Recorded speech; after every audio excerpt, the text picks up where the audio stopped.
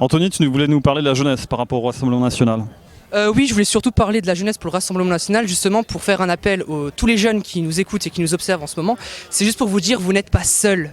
Arrêtez de croire que partout autour de vous, ce ne sont que des gens de gauche ou des gens de droite. Il y a aussi des gens du Rassemblement national qui n'attendent que de vous pour que vous soyez militants, pour que vous exerciez des petits gestes du quotidien, comme parler autour de vous des idées du Rassemblement national, distribuer des tracts, être sur le terrain finalement pour défendre vos idées, car vous n'êtes pas seuls.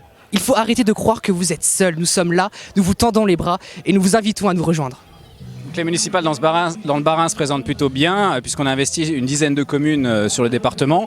On a déjà nommé des têtes de liste et le travail à accomplir jusqu'en février même 2020, parce que le dépôt des listes se fait en février, ça va être de constituer des listes. Et on veut envoyer un message très clair aux républicains qui nous ont persécutés et qui continuent de nous persécuter en fait depuis l'annonce du résultat des européennes. On l'a vu récemment au conseil régional où nos élus se sont fait conspuer et diffamer par le président de région Rotner. On l'a vu au conseil municipal d'Haguenau où nos élus sont fait traiter d'extrémistes par l'équipe municipale, et on l'a vu très récemment au sein même de notre fédération où curieusement on s'est fait bloquer et résilier notre boîte postale en plein milieu de l'organisation de ce banquet, ce qui a rendu impossible la réception des chèques de réservation. Donc il y a effectivement un combat politique qui est à mener sur le département. Nous avons des ennemis qui se mobilisent, comme ils sont à 8% et en perte de vitesse complète et qu'ils se rendent compte que la nouvelle ère politique qui se dessine ne leur réserve aucune place. Comme des animaux blessés, ils sont hargneux et méchants, nous en faisons les frais, mais au Rassemblement national nous avons l'habitude de gérer ce genre de choses et ça nous rend d'autant plus combatifs pour les municipales. L'objectif des municipales, ça n'est pas de travailler avec LR, c'est de les remplacer. Clairement, là où ils sont présents, nous y serons et nous mènerons une campagne dynamique, active avec nos têtes de liste et les colistiers que nous sommes en train de recruter sur les 10 communes dans lesquelles nous serons présents au municipal de 2020. Alors Jean-Claude Bader, pourquoi vous êtes là ce soir ? Écoutez, je suis là parce qu'il y a un rassemblement national et un rassemblement champêtre avec un méchoui extraordinaire, avec un sanglier, pardon, excusez-moi, où on m'a sollicité, et je le fais de bonne grâce, pour animer un peu la soirée. Donc c'est avec grand plaisir que je suis là ce soir. Que vous ont inspiré les européennes ? Écoutez, on est fiers d'être devant, on a quand même quelque part entre guillemets gagné, même si c'est pas de grand chose, mais on est le premier parti de France, on est la seule opposition à la République en marche.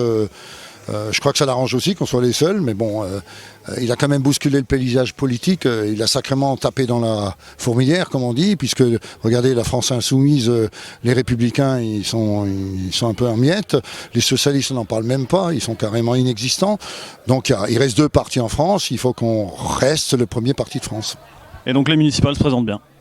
Écoutez, les municipales, oui, elles devraient bien se présenter, encore que c'est beaucoup plus dur parce que ce sont toujours des listes très difficiles à monter pour les militants. Vous savez, trouver dans les communes des 30, 60 colistiers, c'est pas toujours évident. Tout le monde veut bien vous suivre, mais veut pas forcément se mouiller avec une étiquette qui est encore un peu décriée par tout le monde. Qui est en train de changer ? Oui, elle est tout à fait en train de changer, la preuve, je vous ai rallié.